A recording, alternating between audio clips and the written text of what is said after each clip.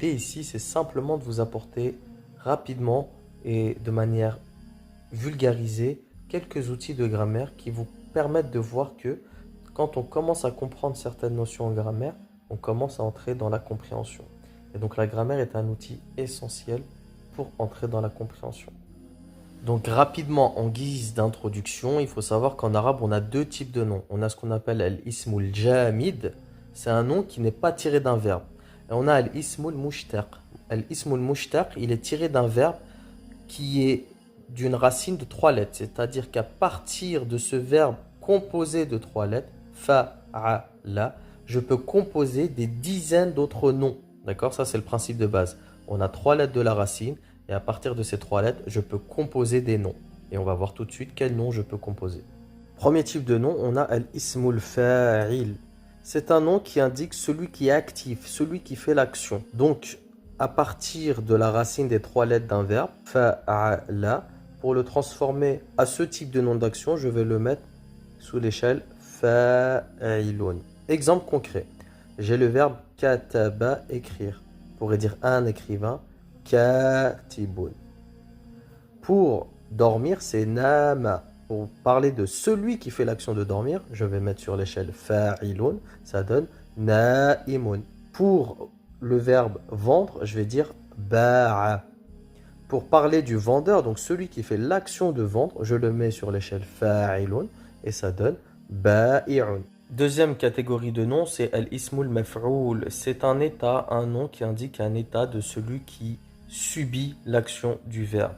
Donc je pars toujours de ma racine de trois lettres fa'ala que je bascule sur l'échelle maf'oulun pour parler d'un nom qui subit l'action. Et donc on va toujours prendre notre verbe de départ, kataba, écrire. Donc le verbe c'est écrire. Et pour parler de quelque chose qui a été écrit, donc quelque chose qui subit l'action d'écrire, je le transforme sur maf'oulun, ça me donne maktoubun. D'ailleurs, vous connaissez tous ce nom. Maktoub, le maktoub, c'est ce qui a été écrit, le destin. Autre catégorie, on a ismul makani wa ismul zaman. On a des noms qui indiquent un lieu ou le temps. On va toujours partir de notre racine de trois lettres, fa'ala. Ici, pour transformer avec l'idée d'un temps ou d'un lieu, on va donner l'échelle maf'alun, ou bien maf'ilun, ou bien maf'alatun. On va toujours partir de notre exemple de départ, kataba. Je vais le mettre sur l'échelle maf'alun pour donner l'idée d'un lieu.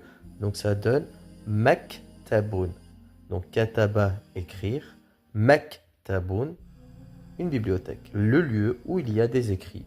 Autrement dit, une bibliothèque. Un autre exemple qui peut vous parler un peu plus, on a le verbe darasa, enseigner. Je pars sur la racine maf'alatun pour indiquer un lieu et ça me donne madrasatun. Dans madrasatun, je retrouve darasa, c'est la racine et je le mets sur l'échelle maf'alatun pour indiquer l'idée d'un lieu et donc ça me donne madrasatun tout simplement.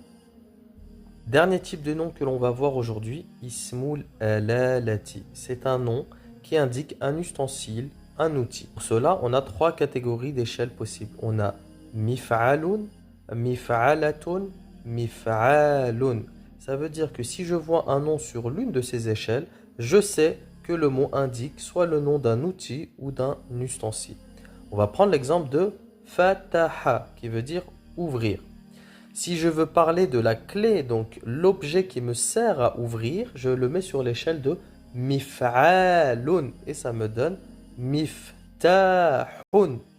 Et donc dans miftahun, je retrouve bien la racine des trois lettres de faha, miftahun, une clé, donc l'outil qui me sert à ouvrir.